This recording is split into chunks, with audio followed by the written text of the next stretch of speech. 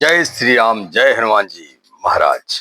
हनुमान जी महाराज के प्रकट उत्सव दिवस पर सभी के लिए शुभकामनाएं।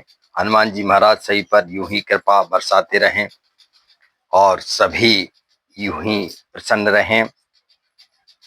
मनोजवम मारुततुल्य वेगम जितेन्द्रियम बुद्धिमताम वरिष्ठम वातात्मयम वानराणाम दूतम श्री राम दूतम शरणम प्रपद्ये। अरे मंगल को जन्मे मंगल ही करते, मंगलमय भगवान। जय हनुमान, जय हनुमान, जय हनुमान। अष्ट सिद्धि नव निधि के दाता, असवर दीन जान की माता। हनुमान जी महाराज की जो 9 निधियां थीं वो विशेष प्रकार की निधियां थीं। ये विशेष प्रकार के एक विशेषताएं गुण होते हैं जो हर किसी में नहीं होती हैं। वो हनुमान जी महाराज को प्रदान की थी माता सीता ने, परंतु ऐसा माना जाता है कि उनके पास ये जन्म से ही थी। बस सीता माता ने उनको दूसरों को वितरित करने के लिए, दूसरों को इसको देने के लिए, दूसरों को इसकी शिक्षा देने के लिए उनको आशीर्वाद दिया था। तो जो 9 निधियां हैं उसकी पहली निधि है पद्म निधि। इनका लक्षण ये रहता है कि इनसे संपन्न मनुष्य या विशेष व्यक्ति सात्विक होता है तथा स्वर्ण चांदी आदि का संग्रह करने वाला होता है। और तुलसी पक्षिन के पिए घटे न सरिता नीर, धर्म करे धन ना घटे जो सहाय रघुवीर। अर्थात कि उसके पास बहुत कुछ होता है और देता भी है, पर भगवान उसकी रक्षा करने वाले होते हैं, दोनों हाथ से उलीचता है। पद्म निधि के अंतर्गत ऐसे व्यक्ति आते हैं। दूसरी है महापद्म निधि। तीसरा गत्यो भवंती वित्तस्य यो न ददाति न भुनक्त्वस्य तृतीया गत्यो भवति। अर्थात महापद्म निधि जो होती है, इस निधि से लक्षित व्यक्ति अपने संग्रहित धन आदि का दान धार्मिक कार्यों में करता है, और इसलिए करता है, यदि इन कार्यों में नहीं करता है तो फिर उसकी तीसरी गति होती जो अभी आपको बताई। तो ऐसी भगवान के पास तो देने के लिए ही सब कुछ था, जो कुछ था प्रभु ने दोनों हाथ से उलीचा, दोनों हाथ से दिया। तीसरी होती है वसुधैव कुटुंबकम, तमस रजस गुणवती माता, प्रकृति प्रधान जैसी जिसकी भावना वैसी है संतान। अर्थात इस निधि से सुशोभित मनुष्य सात्विक प्रवृत्ति से संयुक्त होता है, उसकी संपत्ति 3 पीढ़ी तक चलती है, 3 पीढ़ी तक चलती है। तो ऐसी माता जिन्होंने इनको जन्म दिया, जिन्होंने इनको ये अवसर दिया, जिन्होंने इनको आशीर्वाद दिया, तो ऐसे हर कोई व्यक्ति नहीं होता है।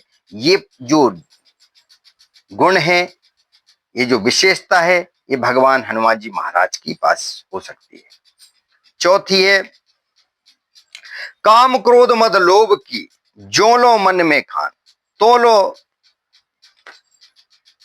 जागृत मूर्ख हो तुलसी एक समान। अर्थात मुकुंद निधि, इस निधि से लक्षित मनुष्य रजोगुण प्रवृत्ति का होता है, वह राज्य संग्रह में लगा रहता है। अर्थात राज्य का जितना भी जो भी वस्तुएं हैं, जो भी धन दान है, उसका ज्यादा संग्रह में लगा रहता है। परंतु ऐसे देखिए ये कार्य हैं, लेकिन ये कार्यों में जब इनमें भगवान की भक्ति आ जाती है, भगवान का गुण आ जाता है, आशीर्वाद आ जाता है, तो ये सब सकारात्मक दिशा में चलने लगती है। 5 भी है तामस तनु कछु साधन नाही, प्रीत न पद सरोज मन मान। अर्थात नंद निधि, इस निधि से युक्त व्यक्ति राजस तमस गुणों वाला होता है और वही कुल का आधार भी होता है। चूंकि राजसी और तामसी प्रवृत्ति युक्त होता है, परंतु हमने क्या कहा कि तामस का अर्थ यहां बिल्कुल भी ये नहीं है कि वो सब गलत कार्य करता है।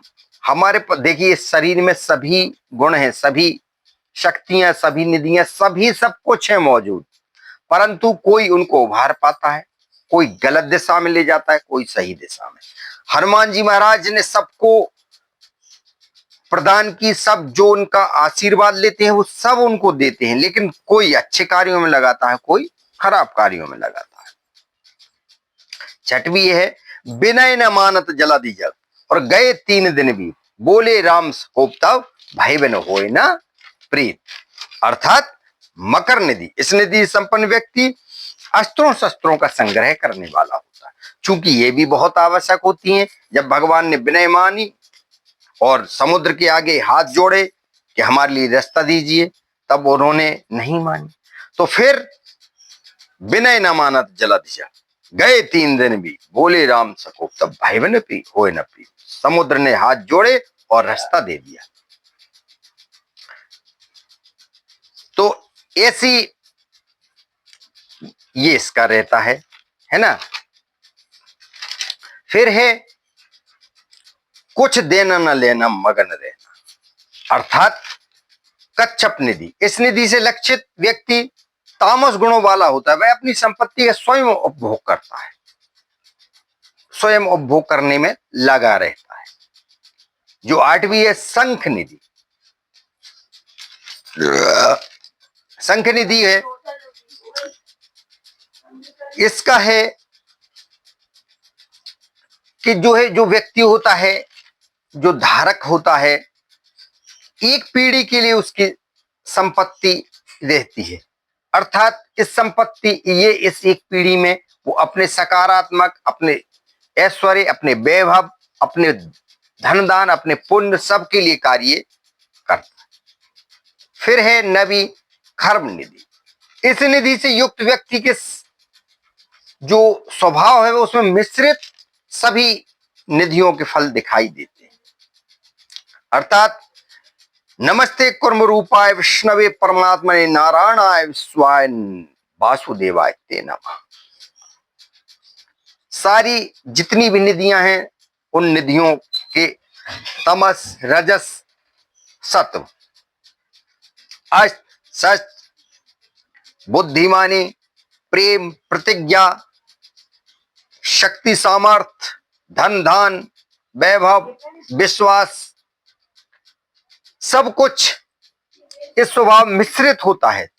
तो ऐसे ये जो गुण हर व्यक्ति के अंदर मौजूद है, क्योंकि हम इंसान आखिर हैं किसके, उसके ही संतान हैं, सभी के अंदर मौजूद है। परंतु भगवान के अंदर प्रभु हनुमान जी महाराज ने उन सभी इन नील निधियों का, इन सब शक्तियों का उपयोग सकारात्मक कार्यों में किया है, इसलिए उनका नाम है, वो चिरंजीवियों में आते हैं। और हम में है, हम आशीर्वाद में ही प्राप्त करते हैं, परंतु हम इनका परिष्करण नहीं कर पाते, और हम अगर मिल भी जाती हैं तो हम गलत दिशाओं में उनका उपयोग कर लेते हैं। इसलिए हम आशीर्वाद आज के दिन मांगे और अच्छी सकारात्मक कार्यों में इनको प्रदान करें, इनको लगाएं। जय श्री राम।